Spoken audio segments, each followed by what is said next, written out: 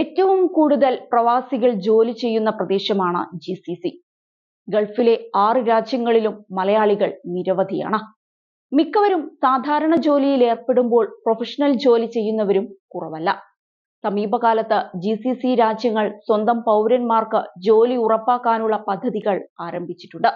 ഇത് സാധാരണ പ്രവാസികളെ ബുദ്ധിമുട്ടിലാക്കുകയാണ്. സൗദി അറേബ്യയാണ് ഇക്കാര്യത്തിൽ ആദ്യ ചുവടുവെച്ചത്. പിന്നാലെ UAEയും കുവൈത്തുമെല്ലാം ശ്രമം തുടങ്ങി. ഇപ്പോൾ ഒമാനും സ്വദേശികൾക്ക് ജോലി ഉറപ്പാക്കുന്ന പദ്ധതി വ്യാപിപ്പിക്കുകയാണ്. ഒമാൻ മന്ത്രി കഴിഞ്ഞ ദിവസം സ്വദേശിവൽക്കരണം സംബന്ധിച്ച് വിശദീകരിച്ച കാര്യങ്ങൾ പ്രവാസ ലോകം സ്വപ്നം കാണുന്നവർ അറിയേണ്ടതാണ്.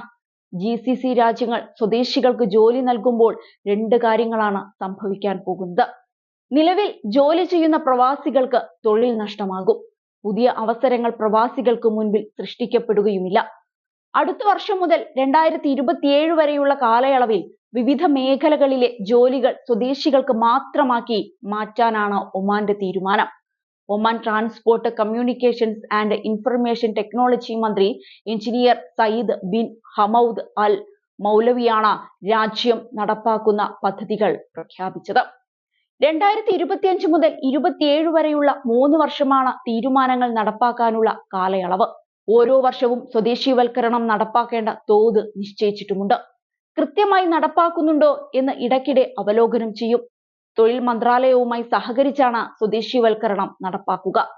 ഒമാൻ വിഷൻ 2040 എന്ന പദ്ധതി നേരത്തെ പ്രഖ്യാപിച്ചതാണ്. ഇതിലേക്ക് വേഗത്തിൽ അടുക്കുന്നതിനാണ് തൊഴിൽ രംഗത്തെ സ്വദേശിവൽക്കരണം. ഗതാഗത ലോജിസ്റ്റിക് രംഗത്ത് ഈ വർഷം 20% സ്വദേശിവൽക്കരണമാണ് മന്ത്രാലയം ലക്ഷ്യമിടുന്നത്.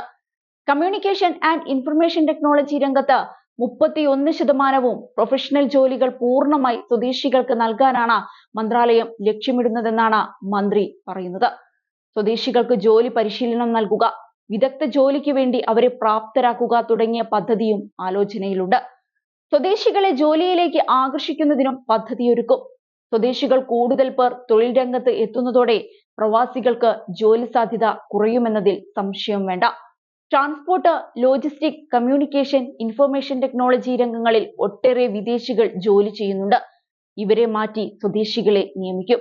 2025 ഈ രംഗത്ത് 50% വരെ സ്വദേശികൾക്കാകും ജോലി ലഭ്യമാക്കുക. തൊട്ടടുത്ത വർഷങ്ങളിൽ 100% എത്തിക്കുമെന്നാണ് മന്ത്രി അറിയിച്ചിരിക്കുന്നത്.